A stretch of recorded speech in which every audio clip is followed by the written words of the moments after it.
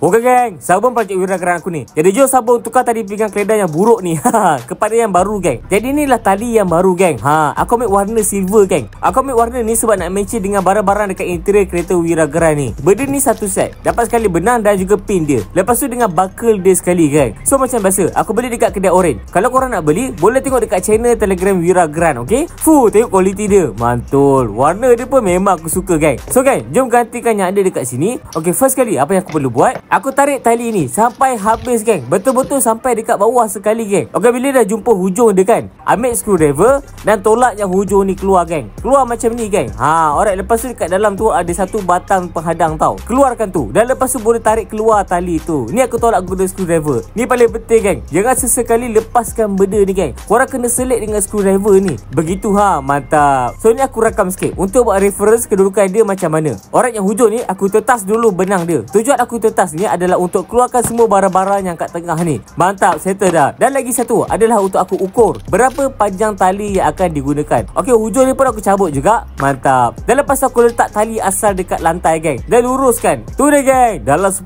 kaki geng panjang dia. Memang panjang. Lepas tu aku ambil tali yang baru dan aku letak di sebelahnya. Gitu. Okey, sudah settle letak tu. Aku panjangkan sikit bahagian hujung ni untuk mudahkan urusan menjahit. Dan lepas tu aku tanda dekat mana lokasi yang kena jahit geng.